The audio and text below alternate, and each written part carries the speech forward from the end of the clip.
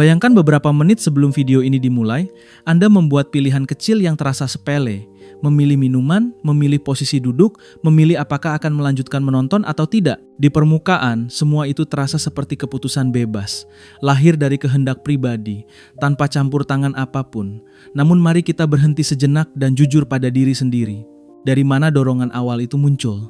Apakah benar-benar murni dari dalam diri, atau ada kata, nada suara, atau kalimat singkat yang Anda dengar sebelumnya yang secara halus mendorong arah pilihan tersebut? Otak manusia menyukai cerita tentang kebebasan karena cerita itu memberi rasa aman dan kendali. Tetapi sains menunjukkan sesuatu yang jauh lebih mengganggu. Banyak keputusan kecil terjadi bukan karena kita memilih, melainkan karena otak sudah disiapkan lebih dulu. Sebuah kata yang terdengar sekilas, sebuah frasa yang muncul di layar, bahkan nada emosional dari suara, semuanya bisa bekerja seperti dorongan tak terlihat yang menggeser arah respons kita. Anda mungkin merasa sedang memegang kemudi, padahal kemudi itu sudah diarahkan perlahan sebelum Anda menyentuhnya.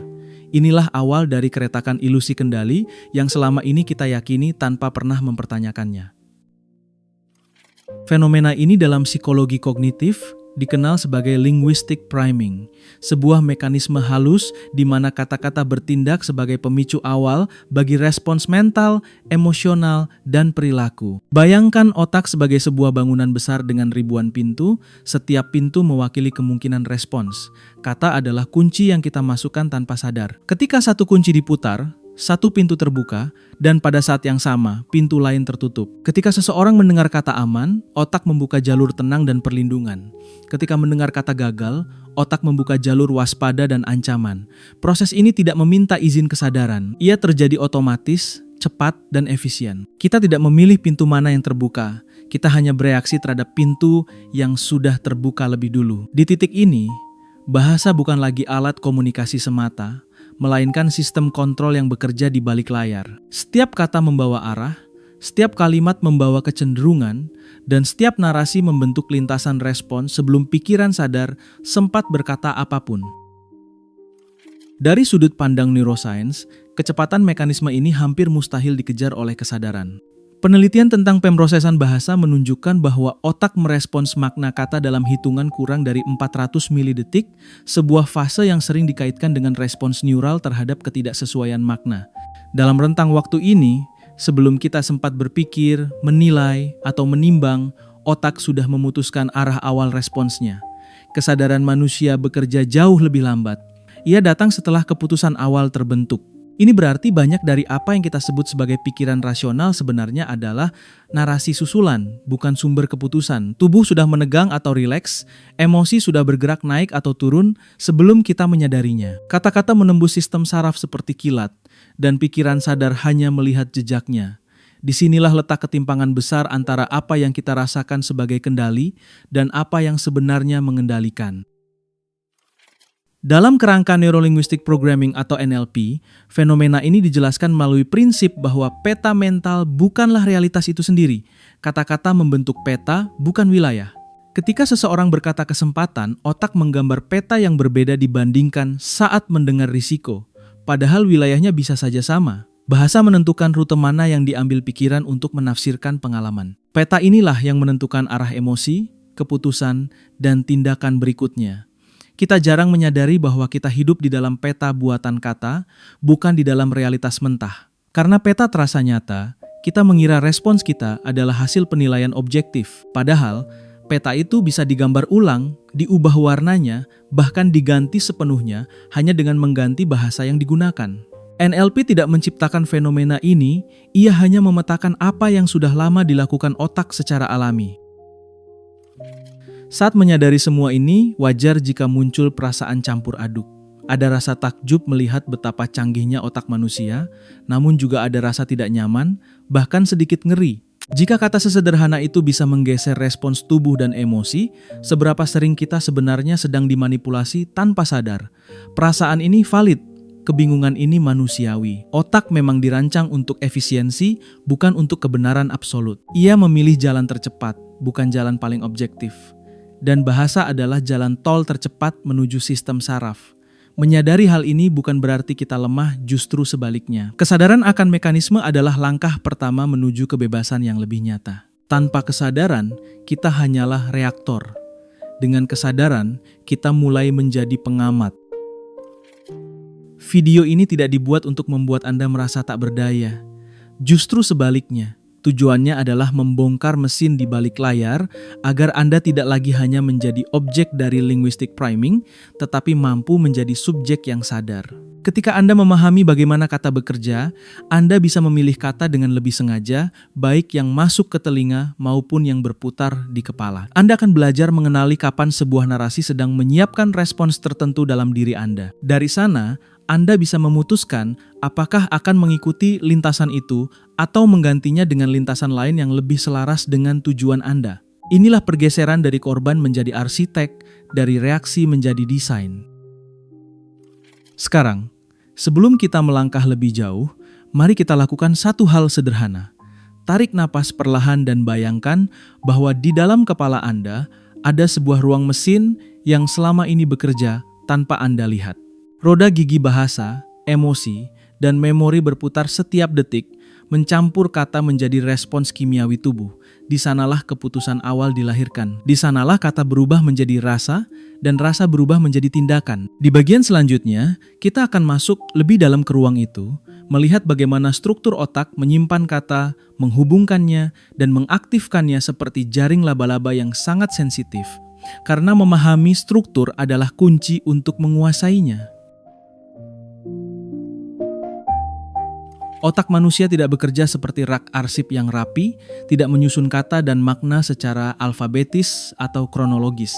Ia bekerja seperti jaring laba-laba yang hidup, elastis, dan sangat sensitif terhadap sentuhan sekecil apapun. Setiap kata yang pernah Anda dengar, ucapkan, atau pikirkan tidak disimpan sebagai entitas tunggal, melainkan sebagai simpul makna yang terhubung dengan simpul lain. Ketika satu kata disentuh, getarannya menjalar ke banyak arah sekaligus. Inilah sebabnya mengapa satu kata bisa langsung memunculkan emosi, kenangan, bahkan sensasi tubuh tanpa perlu proses berpikir sadar. Otak tidak bertanya, apakah Anda ingin bereaksi? Ia hanya menjalankan pola yang paling mudah diakses. Jaring ini terbentuk dari pengalaman hidup, bahasa yang berulang, dan emosi yang menyertainya. Semakin sering sebuah kata muncul bersama emosi tertentu, semakin kuat benang penghubungnya. Dan semakin kuat benang itu, semakin cepat respons muncul di lain waktu. Fenomena ini dijelaskan dalam neuroscience melalui konsep jaringan asosiatif dan mekanisme spreading activation. Ketika satu simpul makna aktif, energi neural menyebar ke simpul-simpul lain yang berdekatan secara semantik. Mendengar kata rumah sakit, misalnya, hampir otomatis mengaktifkan dokter, bau antiseptik, rasa cemas, atau ingatan tertentu, sementara pada saat yang sama simpul tentang pantai, liburan, atau musik santai menjadi kurang aktif. Ini bukan pilihan sadar, melainkan hasil arsitektur otak yang mengutamakan efisiensi. Aktivasi ini bekerja seperti lampu otomatis di lorong gelap, menyala di jalur yang sering dilewati, dan tetap gelap di jalur yang jarang digunakan. Bahasa menentukan lorong mana yang terang, dan lorong terang itulah yang kita sebut sebagai pikiran yang muncul secara spontan. Yang sering luput dari perhatian adalah bahwa jaring laba-laba ini tidak hanya dipicu oleh kata dari luar, tetapi juga oleh suara di dalam kepala sendiri. Dialog batin, komentar kecil tentang diri, penilaian singkat terhadap situasi, semuanya adalah bentuk linguistic priming internal yang bekerja tanpa henti. Ketika seseorang terus berkata dalam hati, "Aku tidak cukup mampu," otak tidak mendebat pernyataan itu. Ia justru mengaktifkan jaringan bukti yang mendukungnya. Ingatan kegagalan, kesalahan kecil, dan kritik masa lalu muncul lebih mudah. Sebaliknya, jaringan tentang potensi dan keberhasilan menjadi redup. Dengan kata lain, otak memperlakukan kata internal dengan bobot yang sama, bahkan seringkali lebih kuat dibanding kata eksternal. Karena suara itu terdengar akrab, ia dipercaya tanpa disaring. Untuk membuktikan betapa nyata pengaruh kata terhadap tubuh, mari lakukan eksperimen sederhana yang sering digunakan dalam psikologi. Bayangkan sebuah lemon segar berwarna kuning cerah. Bayangkan Anda memotongnya perlahan. Perhatikan teksturnya, aromanya, lalu bayangkan Anda menggigitnya. Banyak orang merasakan mulut mulai mengeluarkan air liur, meskipun tidak ada lemon sungguhan di hadapan mereka. Ini bukan imajinasi kosong. Ini adalah respons fisiologis nyata yang dipicu oleh kata dan visualisasi. Tubuh tidak menunggu objek fisik, ia bereaksi terhadap makna. Kata lemon mengaktifkan jaringan sensorik dan kelenjar ludah, seolah-olah peristiwa itu benar-benar terjadi. Inilah bukti bahwa bahasa bukan sekadar simbol, tetapi pemicu biologis. Dalam Neuro-Linguistic Programming atau NLP, proses ini dikenal sebagai state induction. Kata, nada, dan struktur kalimat berfungsi sebagai pemicu yang membawa seseorang masuk ke kondisi mental dan emosional tertentu. State bukan hanya perasaan, tetapi kombinasi dari fokus, emosi, postur tubuh, dan kimia otak. Ketika state berubah, cara berpikir dan bertindak ikut berubah. Seseorang yang berada dalam state terancam akan menafsirkan informasi netral sebagai bahaya. Seseorang yang berada dalam state percaya diri akan melihat peluang di tempat yang sama. Bahasa adalah saklar utama yang mengubah state, seringkali tanpa disadari oleh pemiliknya. Yang lebih mengejutkan adalah bahwa tubuh tidak mampu membedakan antara ancaman fisik dan ancaman verbal. Ketika seseorang mendengar kata merendahkan, sistem saraf melepaskan hormon stres seperti kortisol, mirip dengan respons terhadap bahaya nyata. Detak jantung meningkat, otot menegang, dan fokus menyempit. Dari sudut pandang evolusi, ini masuk akal. Otak purba tidak dirancang untuk dunia modern yang penuh bahasa simbolik. Ia bereaksi terhadap makna ancaman, bukan sumbernya. Akibatnya, satu kata bisa melukai sama dalamnya dengan tindakan jika ia menyentuh simpul yang tepat dalam jaring semantik seseorang. Sekarang muncul pertanyaan penting. Jika kata mampu menggerakkan jaringan makna, emosi, dan tubuh secepat ini, apa yang sebenarnya kita lihat ketika kita mengatakan melihat realitas? Apakah kita benar-benar melihat dunia apa adanya? Atau hanya melihat pantulan dari kata-kata yang lebih dulu mengaktifkan jaring di kepala kita? Di bagian berikutnya, kita akan membongkar bagaimana bahasa tidak hanya memicu respons internal, tetapi juga membingkai persepsi, mengarahkan perhatian, dan membentuk bias tentang apa yang kita anggap sebagai kebenaran. Manusia sering meyakini bahwa apa yang mereka lihat adalah cerminan langsung dari dunia luar, seolah mata berfungsi seperti kamera yang merekam realitas apa adanya. Namun otak tidak bekerja seperti lensa netral. Ia bekerja seperti editor aktif yang memilih, menyorot, dan mengabaikan informasi berdasarkan bahasa yang lebih dulu aktif di dalam sistem saraf. Kita tidak benar-benar melihat dunia. Kita melihat dunia melalui kata yang melekat pada pengalaman tersebut. Saat sebuah situasi dinamai sebagai ancaman, tubuh bersiap melawan atau lari. Saat situasi yang sama dinamai sebagai tantangan, tubuh bersiap fokus dan beradaptasi. Realitas fisiknya bisa identik, namun respons mental dan emosionalnya berbeda total. Bahasa berfungsi sebagai bingkai yang menentukan makna sebelum kesadaran sempat mengevaluasi fakta. Inilah sebabnya dua orang bisa berada di ruangan yang sama, menghadapi peristiwa yang sama, namun pulang dengan cerita dan emosi yang sangat berbeda. Yang membedakan bukan peristiwanya, melainkan kata yang digunakan otak untuk menamainya. Dalam neuroscience afektif, setiap kata membawa muatan emosional atau valence yang secara otomatis memberi label rasa pada pengalaman. Kata masalah cenderung mengaktifkan jaringan stres, meningkatkan kewaspadaan, dan memicu pelepasan kortisol. Sebaliknya, kata tantangan lebih sering mengaktifkan sistem dopamin dan noradrenalin yang berkaitan dengan motivasi dan kesiapan bertindak. Otak tidak menunggu analisis logis untuk merespons. Ia bereaksi terhadap muatan emosional kata terlebih dahulu. Itulah mengapa dua kata yang tampak serupa secara makna kamus dapat menghasilkan respons tubuh yang sangat berbeda. Bahasa bukan sekadar alat deskriptif, melainkan pemrogram biokimia. Ketika kata diulang, muatan emosionalnya menjadi default dan tubuh belajar bereaksi secara otomatis. Inilah dasar mengapa pemilihan kata dalam dialog batin memiliki dampak langsung pada energi, fokus, dan ketahanan mental seseorang. Bahasa juga berperan besar dalam mengarahkan sistem penyaring informasi otak yang dikenal sebagai Reticular Activating System. Sistem ini bertugas menentukan informasi mana yang dianggap relevan untuk disadari dan mana yang diabaikan. Ketika sebuah kata atau konsep diaktifkan melalui linguistic priming, Reticular Activating System mulai mencari bukti yang sesuai dengan kata tersebut di lingkungan sekitar. Jika seseorang memulai hari dengan narasi bahwa dunia penuh ancaman, otak akan lebih cepat menangkap berita negatif, ekspresi marah, atau potensi kegagalan. Sebaliknya, jika narasi yang aktif adalah peluang dan pembelajaran, otak akan lebih peka terhadap sinyal dukungan, ide, dan kemungkinan baru. Inilah mekanisme dasar dari confirmation bias, di mana otak tidak mencari kebenaran, melainkan konsistensi dengan kata yang sudah lebih dulu dipercaya. Salah satu contoh paling sederhana tentang bagaimana bahasa membingkai pikiran adalah paradoks negasi. Ketika seseorang mendengar perintah jangan panik, otak harus terlebih dahulu membentuk representasi tentang panik sebelum mencoba menekannya. Inilah mengapa eksperimen sederhana seperti jangan memikirkan kucing biru hampir selalu gagal. Otak tidak memahami negasi sebagai perintah mandiri, ia memahami gambaran terlebih dahulu. Bahasa negatif justru mengaktifkan jaringan yang ingin dihindari. Hal ini menjelaskan mengapa banyak orang semakin terjebak dalam emosi yang ingin mereka hilangkan, karena bahasa yang mereka gunakan terus memprime representasi yang sama. Kesadaran akan mekanisme ini membuka pintu untuk perubahan sederhana namun berdampak besar, yaitu mengganti struktur bahasa agar tidak memicu gambar yang tidak diinginkan.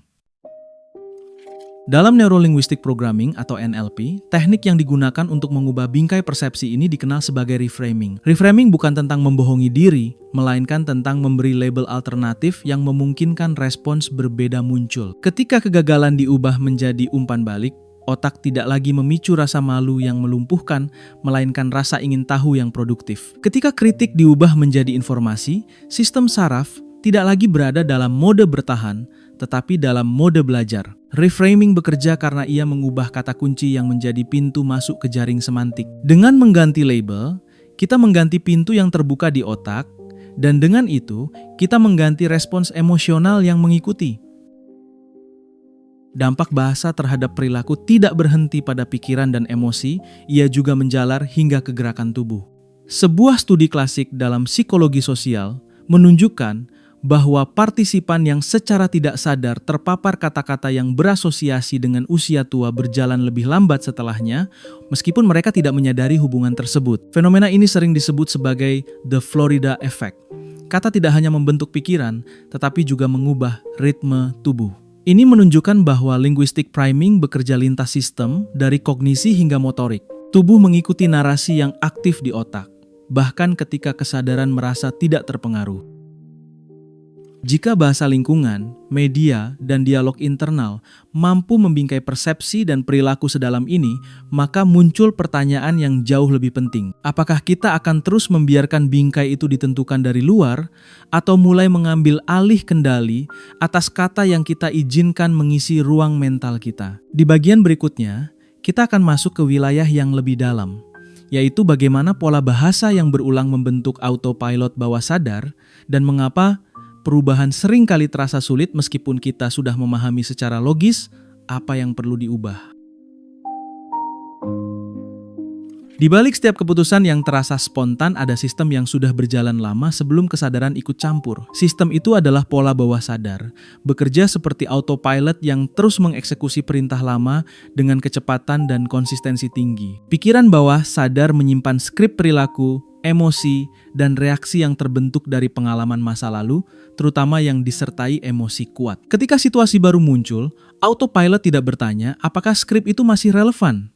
Ia hanya menjalankannya. Inilah sebabnya seseorang bisa bereaksi cemas pada situasi yang sebenarnya aman atau menunda kesempatan meskipun secara logis memahami manfaatnya. Bahasa yang berulang di masa lalu, baik dari orang tua, lingkungan, maupun dialog batin, telah menanamkan perintah dasar yang terus dieksekusi hingga hari ini. Proses pembentukan pola bawah sadar sangat dipengaruhi oleh dua faktor utama, yaitu repetisi dan intensitas emosi. Kata yang diulang dengan emosi netral mungkin hanya membentuk jalur tipis. Namun kata yang diulang dalam kondisi emosi kuat, seperti rasa takut, malu, atau penolakan, membentuk jalur neural yang tebal dan sulit diubah. Banyak luka psikologis masa kecil sebenarnya bukan peristiwa besar, melainkan kalimat sederhana yang diucapkan berulang kali dalam momen emosional. Otak anak tidak memiliki filter kritis sehingga kata itu langsung menjadi kebenaran internal. Dari sanalah lahir skrip seperti aku tidak cukup baik, aku harus selalu hati-hati, atau aku tidak boleh gagal. Skrip ini kemudian berjalan otomatis hingga dewasa, seringkali tanpa disadari. Salah satu alasan mengapa perubahan terasa begitu sulit adalah mekanisme pertahanan otak yang disebut homeostasis. Otak dirancang untuk menjaga kestabilan, bukan kebahagiaan atau kesuksesan. Ketika pola lama, meskipun menyakitkan, sudah dikenal, otak menganggapnya aman karena bisa diprediksi. Sebaliknya, pola baru yang positif justru terasa mengancam karena belum dikenal. Inilah paradoks perubahan.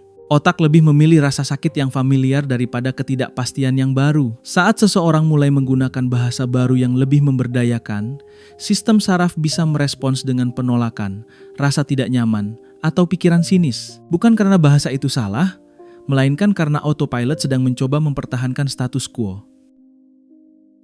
Dalam Neuro-Linguistic Programming atau NLP, salah satu cara halus untuk melewati resistensi ini adalah dengan menggunakan presuppositions, yaitu asumsi terselubung dalam bahasa. Ketika seseorang berkata jika saya berhasil, otak masih membuka kemungkinan gagal.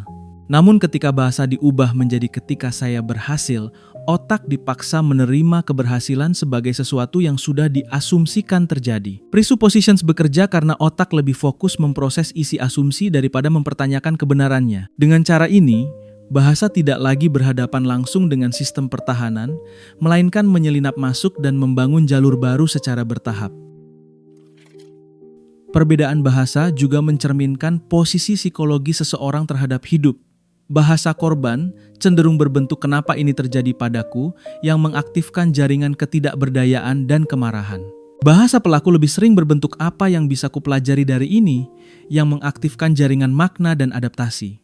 Kedua kalimat tersebut bisa muncul pada peristiwa yang sama, namun menghasilkan state mental yang sangat berbeda. Bahasa tidak mengubah masa lalu, tetapi ia menentukan bagaimana otak memprosesnya dan bagaimana tubuh bersiap menghadapi langkah berikutnya. Dengan mengganti pola bahasa, kita mulai mengganti peran yang kita mainkan dalam cerita hidup sendiri. Banyak orang berhenti di tahap awal perubahan karena merasa afirmasi positif terdengar palsu. Ketika seseorang yang terbiasa dengan narasi negatif, tiba-tiba mengatakan "saya percaya diri", otak lama bereaksi dengan penolakan. Ini bukan tanda kegagalan, melainkan tanda bahwa jalur lama masih dominan. Neural pathway baru belum cukup tebal untuk terasa alami. Sama seperti menggunakan tangan non-dominan untuk menulis, gerakannya terasa kaku dan tidak nyaman di awal. Ketidaknyamanan ini sering disalahartikan sebagai bukti bahwa metode tidak bekerja, padahal sebenarnya otak sedang berada di fase transisi. Kabar baiknya, otak memiliki sifat neuroplasticity, yaitu kemampuan untuk berubah bentuk dan koneksi sepanjang hidup. Jalur lama bisa dilemahkan, jalur baru bisa diperkuat. Setiap kali bahasa baru digunakan secara konsisten dan disertai emosi yang selaras, benang baru ditambahkan ke jaring laba-laba semantik. Autopilot perlahan diperbarui, bukan dengan paksaan tetapi dengan pengulangan sadar. Di bagian berikutnya, kita akan masuk ke tahap yang lebih praktis, membahas teknik konkret berbasis NLP dan neuroscience yang dapat digunakan untuk mengintervensi pola lama dan membangun respons baru secara sengaja. Perubahan yang berkelanjutan jarang terjadi karena niat semata, ia membutuhkan mekanisme yang bisa dijalankan secara konsisten oleh otak. Di titik inilah teknik menjadi penting. Salah satu teknik fundamental dalam Neuro-Linguistic Programming atau NLP adalah anchoring, yaitu proses menciptakan pemicu spesifik untuk memanggil state emosional yang diinginkan. Anchor bisa berupa kata unik, sentuhan ringan, atau gerakan kecil yang sengaja dipasangkan dengan emosi positif pada momen tertentu. Ketika anchor itu diaktifkan kembali, otak cenderung memanggil state yang sama secara otomatis. Ini bukan sugesti kosong, melainkan hasil dari pengkondisian neural. Kita sebenarnya sudah memiliki anchor alami. Lagu tertentu yang langsung membawa kenangan, atau aroma yang memicu rasa tenang. Teknik ini hanya membuat proses tersebut menjadi disengaja dan terarah.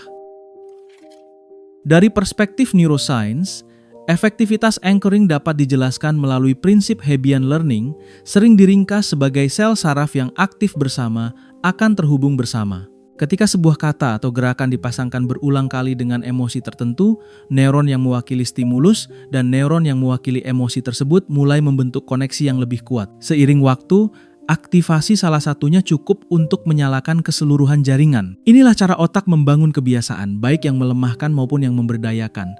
Setiap latihan anchoring pada dasarnya adalah proses membangun jalan tol baru di otak, menggantikan jalan lama yang penuh hambatan. Konsistensi jauh lebih penting daripada intensitas, karena otak belajar dari frekuensi, bukan drama. Namun membangun jalur baru saja tidak cukup jika jalur lama terus aktif tanpa gangguan.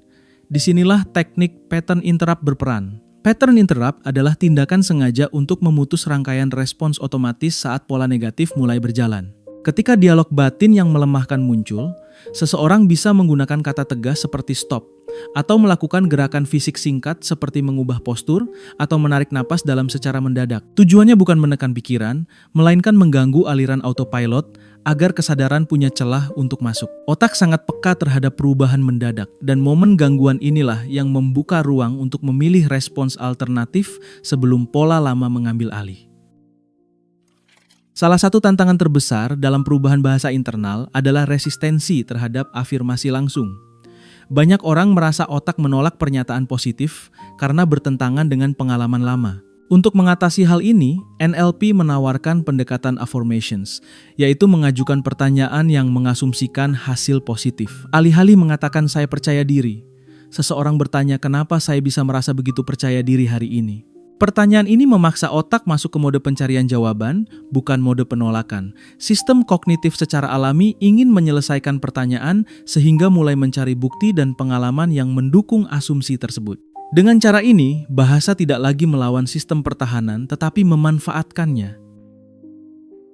Aplikasi teknik-teknik ini menjadi sangat nyata dalam situasi sehari-hari seperti persiapan presentasi atau negosiasi. Sebelum memasuki ruangan penting, seseorang dapat memilih 3 kata kunci yang merepresentasikan state yang diinginkan, misalnya tenang, jelas, dan tegas. Kata-kata ini dibaca atau diucapkan perlahan selama beberapa menit sambil membangun anchor fisik sederhana. Proses ini memprime otak untuk mengaktifkan jaringan yang relevan dengan performa optimal. Ketika situasi menegangkan muncul, anchor diaktifkan dan tubuh merespons sesuai latihan. Ini bukan manipulasi, melainkan desain kondisi internal agar selaras dengan tujuan eksternal. Insight penting yang sering terlewat adalah bahwa kita tidak mungkin mengontrol semua input bahasa dari dunia luar. Media, percakapan, dan situasi sosial akan terus memaparkan kata-kata yang beragam. Namun kita memiliki kendali penuh atas apa yang kita perkuat di dalam kepala. Otak bekerja berdasarkan apa yang paling sering diaktifkan, bukan apa yang paling benar secara objektif. Dengan memilih kata yang diulang, dengan sadar membangun anchor, dan dengan memutus pola lama saat muncul, kita menggeser pusat gravitasi mental secara bertahap. Kendali sejati bukan pada menghindari stimulus, tetapi pada mengatur resonansi internal terhadap stimulus tersebut. Sebelum melangkah ke tahap berikutnya, luangkan waktu sejenak untuk melihat sekeliling Anda. Perhatikan kata, simbol, atau pesan apa yang paling sering Anda lihat setiap hari. Layar ponsel, meja kerja, catatan kecil, semuanya bisa menjadi sumber priming yang bekerja diam-diam. Di bagian selanjutnya, kita akan membahas bagaimana merancang lingkungan secara sadar agar ia mendukung pola mental yang ingin dibangun sehingga perubahan tidak lagi bergantung pada kemauan sesaat tetapi ditopang oleh ekosistem yang konsisten. Perubahan yang bertahan lama jarang bertumpu pada kekuatan kehendak semata, ia tumbuh dari lingkungan yang secara konsisten memandu respons otak ke arah tertentu. Otak manusia adalah mesin adaptif yang sangat peka terhadap konteks. Apa yang sering dilihat, dibaca, dan disentuh akan membentuk priming yang bekerja perlahan namun terus-menerus. Inilah yang disebut sebagai environmental priming, proses di mana lingkungan fisik dan simbolik bertindak sebagai pengingat senyap bagi state mental tertentu. Ruang kerja yang dipenuhi kata tergesa akan memicu tekanan, sementara ruang yang dirancang dengan pesan fokus dan kejelasan akan mengaktifkan ketenangan. Lingkungan bukan latar pasif, ia adalah partisipan aktif dalam pembentukan pola mental harian. Dengan mengubah lingkungan, kita sebenarnya sedang berbicara langsung dengan sistem saraf tanpa perlu debat internal. Pendekatan yang efektif tidak membutuhkan perubahan besar atau dramatis. Justru micro changes seringkali memiliki dampak paling kuat karena tidak memicu resistensi. Mengganti wallpaper ponsel dengan satu kata tujuan, menempelkan catatan kecil dengan frasa yang menenangkan, atau bahkan mengatur ulang posisi meja kerja agar lebih lapang, semuanya adalah bentuk priming berulang. Salah satu contoh, sederhana namun efektif adalah mengubah password komputer menjadi frasa bermakna. Setiap kali login, otak membaca dan mengaktifkan kata tersebut. Tanpa disadari, repetisi ini memperkuat jalur neural yang sama puluhan kali sehari. Perubahan kecil yang konsisten menciptakan tekanan evolusioner halus pada otak untuk menyesuaikan diri. Pada fase awal integrasi kebiasaan baru, banyak orang melaporkan perasaan aneh atau tidak nyaman. Ini adalah respons alami sistem saraf yang sedang menyesuaikan diri. Otak terbiasa dengan pola lama, sehingga ketiadaannya terasa janggal. Ketika seseorang mulai merasa tidak enak jika melewatkan kebiasaan positif kecil, itu justru tanda bahwa jalur baru mulai terbentuk. Otak mulai menganggap pola baru sebagai bagian dari normalitas. Pada titik ini, perubahan tidak lagi membutuhkan dorongan eksternal yang besar. Lingkungan dan kebiasaan saling menguatkan, menciptakan lingkaran umpan balik yang mendukung stabilitas baru. Kunci lain dalam integrasi adalah pengembangan metacognition, yaitu kemampuan untuk menyadari pikiran sebagai proses, bukan identitas. Ketika seseorang belajar mendengar dialog batinnya, seolah-olah ia adalah pengamat pihak ketiga, jarak psikologis mulai terbentuk. Pikiran tidak lagi otomatis dipercaya, melainkan diperiksa. Ini bukan tentang menghilangkan pikiran negatif, tetapi tentang mengubah hubungan dengannya. Dengan jarak ini, linguistic priming internal kehilangan sebagian kekuatannya karena kata tidak lagi langsung melekat pada rasa diri. Kesadaran ini memberi ruang untuk memilih kata pengganti yang lebih selaras sebelum respons emosional mengunci arah tindakan. Prinsip yang sama dapat diterapkan dalam komunikasi dengan orang lain.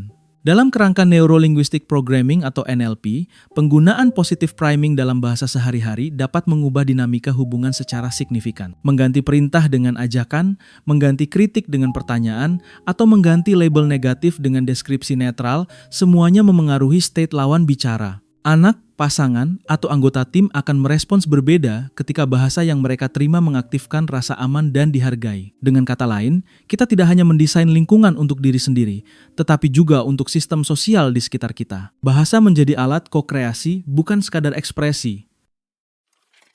Dalam jangka panjang, konsistensi mengalahkan intensitas. Priming lembut yang dilakukan setiap pagi melalui rutinitas kecil dan lingkungan yang selaras jauh lebih efektif daripada lonjakan motivasi sesaat. Otak belajar melalui pengulangan yang stabil. Setiap hari yang tampak biasa sebenarnya adalah sesi latihan neural.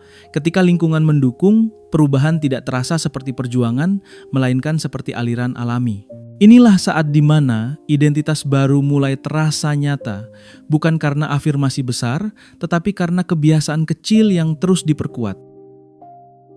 Semua strategi ini, dari desain ruang hingga kesadaran bahasa, bermuara pada satu tujuan utama, yaitu penguasaan diri.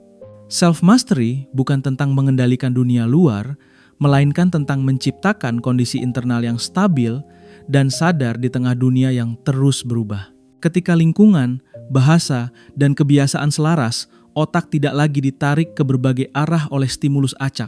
Ia bergerak dengan arah yang lebih jelas. Di bagian terakhir, kita akan merangkum perjalanan ini dan mengunci identitas baru yang lahir dari pemahaman dan praktik yang telah dibangun sejauh ini.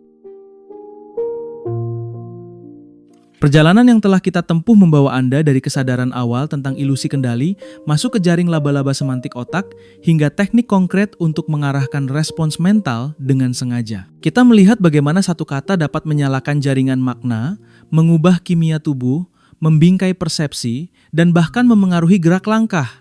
Kita memahami bahwa bahasa bukan hanya alat komunikasi, melainkan sistem pengarah yang bekerja jauh lebih cepat daripada pikiran sadar.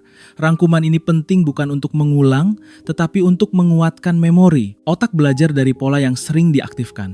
Dengan mengingat kembali konsep-konsep kunci, Anda sedang memperkuat jalur neural yang baru saja dibangun. Pengetahuan berubah menjadi kekuatan ketika ia diingat dan digunakan, bukan ketika hanya dipahami sekali lalu dilupakan. Sekarang, tanpa Anda sadari, cara Anda mendengarkan dunia sudah bergeser. Berita, iklan, percakapan, bahkan dialog batin sendiri tidak lagi terdengar netral. Ada lapisan baru yang muncul, lapisan kesadaran tentang bagaimana kata sedang bekerja di balik layar. Ini adalah pergeseran pola pikir yang halus namun mendalam. Anda tidak lagi sekadar menerima bahasa, Anda mengamatinya. Setiap kata kini membawa pertanyaan implisit, ke arah mana ia mencoba mengarahkan pikiranku. Kesadaran ini tidak membuat hidup menjadi kaku atau penuh kecurigaan. Justru sebaliknya, ia memberi ruang jeda sebelum reaksi. Di ruang jeda inilah kebebasan nyata mulai tumbuh. Bukan kebebasan untuk mengontrol segalanya, tetapi kebebasan untuk memilih respons dengan lebih sadar. Dalam proses perubahan, penting untuk tetap bersikap lembut pada diri sendiri.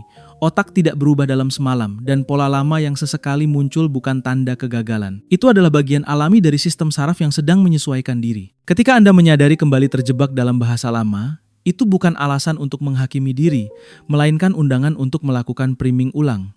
Kesadaran adalah kemenangan pertama. Setiap kali Anda kembali memilih kata yang lebih selaras, Anda sedang melatih otot mental yang sama. Proses ini bersifat siklik, bukan linear. Yang penting bukan kesempurnaan, melainkan keberlanjutan. Dengan pendekatan ini, perubahan menjadi perjalanan yang manusiawi, bukan tuntutan yang melelahkan. Di titik ini, kita masuk ke level identitas. Selama ini, banyak orang hidup sebagai penumpang pasif dari bahasa yang mereka warisi. Kini, Anda memiliki kerangka untuk mengambil peran yang berbeda. Anda bukan lagi sekadar penerima stimulus linguistik, Anda adalah perancangnya. Identitas baru ini dapat dirangkum dalam satu kalimat, Anda adalah neurolinguistik arsitek bagi arah hidup Anda sendiri. Artinya, Anda memahami bagaimana kata membentuk state, bagaimana state memengaruhi keputusan, dan bagaimana keputusan mengarahkan jalan hidup. Identitas ini tidak perlu diumumkan pada siapapun. Ia cukup dihidupi melalui pilihan kata sehari-hari, melalui kesadaran kecil yang konsisten, dan melalui keberanian untuk mendesain ulang peta mental saat dibutuhkan. Sebagai langkah integrasi, saya mengajak Anda memilih satu kata saja, satu power word yang akan menjadi tema priming Anda selama 1 minggu ke depan. Kata ini bukan mantra ajaib, melainkan jangkar kesadaran. Pilih kata yang mewakili state yang ingin Anda latih, misalnya tenang, fokus, atau berani. Tempatkan kata itu di tempat yang sering Anda lihat. Ucapkan dengan nada yang selaras dengan maknanya. Biarkan kata itu menjadi pintu utama yang terbuka setiap pagi. Dengan satu pilihan sederhana ini, Anda sedang menerapkan seluruh pemahaman yang telah dibangun, bukan secara teoritis tetapi secara hidup. Menjelang penutup, ingatlah satu hal penting. Setiap kata adalah benih. Ia mungkin tampak kecil, namun ia membawa potensi untuk tumbuh menjadi emosi, keputusan, dan tindakan. Setiap kalimat yang Anda izinkan tinggal di kepala adalah doa yang sedang diulang. Doa tidak selalu berbentuk harapan besar, ia sering muncul sebagai bisikan harian yang konsisten. Dengan menyadari bahasa, Anda sedang merawat kebun batin Anda sendiri. Anda memilih benih mana yang ditanam, mana yang dicabut, dan mana yang disiram setiap hari. Proses ini tenang, bertahap, dan sangat personal.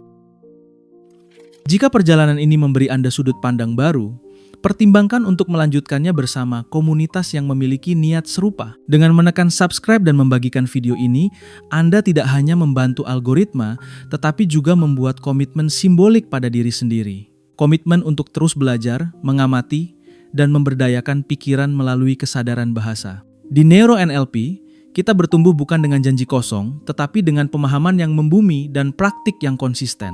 Sampai jumpa di perjalanan berikutnya, di mana setiap kata yang kita pilih menjadi langkah kecil menuju penguasaan diri yang lebih utuh.